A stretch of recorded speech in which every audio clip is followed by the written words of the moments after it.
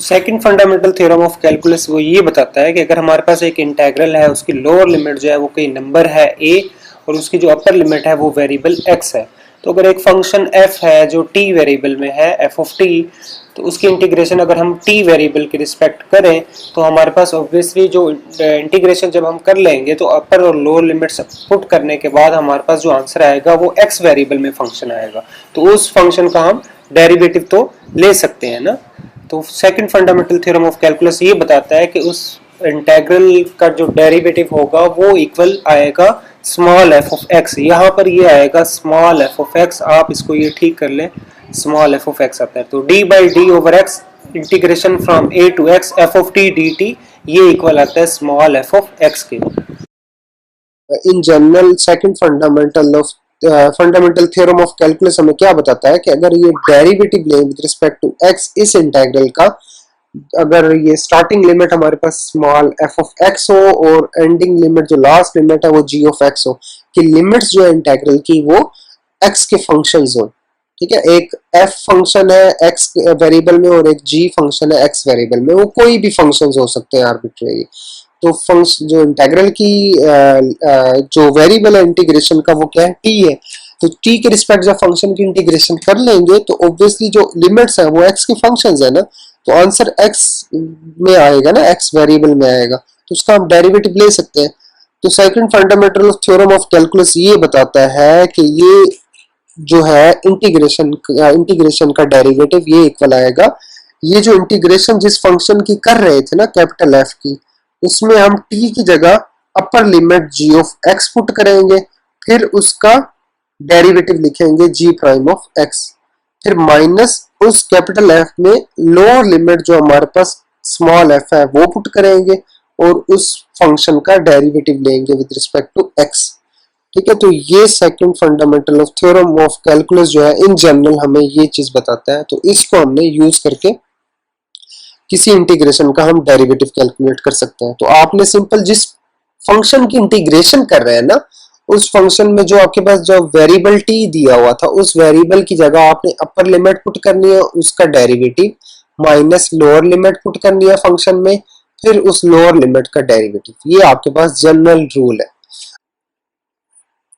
Next ये example है, इसमें हमने ये cos ऑफ 3t हमारे पास है फंक्शन, इसकी इंटीग्रेशन करनी है और ये लिमिट्स है sin x से e raise to power minus 2x और इसका डेरिवेटिव लेना विद रिस्पेक्ट टू x।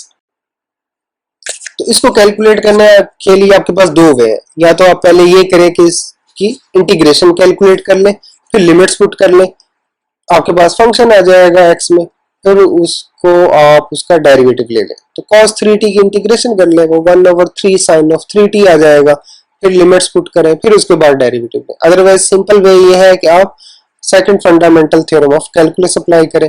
तो जो आपके पास इंटीग्रेशन का वेरिएबल t था उसकी जगह आप पहले अपर लिमिट पुट करें, तो क्योंकि cos ऑफ 3t है तो t की जगह हमने e raise to power minus 2x put किया, तो क्या आ गया cos of 3 e raise to power minus 2x। उसके बाद साथ हमने जो अपर लिमिट है उसका डेरिवेटिव लिखना है, e raise to power minus 2x का डेरिवेटिव लिख लिया, माइनस फिर फंक्शन में t की जगह हमने लोअर लिमिट पुट कर दी, वो क्या थी sin x, तो क्या हो गया minus cos of 3 sin x, और साथ में हमने जो लोअर लिमिट है उसका डेरिवेटिव लिख लिया। ठीक है, तो ये derivatives e raise to power minus 2x का डेरिवेटिव क्या होता है minus 2 e raise to power minus 2x, और sin x का डेरिवेटिव क्या होता है cos x। तो इसको सिंप्लीफाई कर लें तो ये आपके पास आंसर आ गया। ये नेक्स्ट एग्जांपल है, हमारे पास फंक्शन है t क्यूब टेंजेंट t, इसकी इंटीग्रेशन करनी है और इंटीग्रेशन करने के बाद लिमिट्स पुट करने के बाद ये डेरिवेटिव लेना है। तो अगर आप second fundamental theorem of calculus apply करेंगे तो ये इजीली आप ये एक दो स्टेप्स में कर सकते हैं। अदरवाइज आपको ये by parts t cube tangent of t की जो है पहले इंटीग्रेशन करनी पड़ेगी, इंटीग्रेशन करने के बाद फिर आप लिमिट्स पुट करेंगे, फिर उसके बाद आप डेरिवेटिव लेंगे, तो वो एक थोड़ा कॉम्प्लिकेटेड वे हो जाएगा। ठीक है, अगर आप second fundamental theorem of calculus apply करते हैं तो डायरेक्ट एक दो लाइनों में ये खत्म हो जाएगा।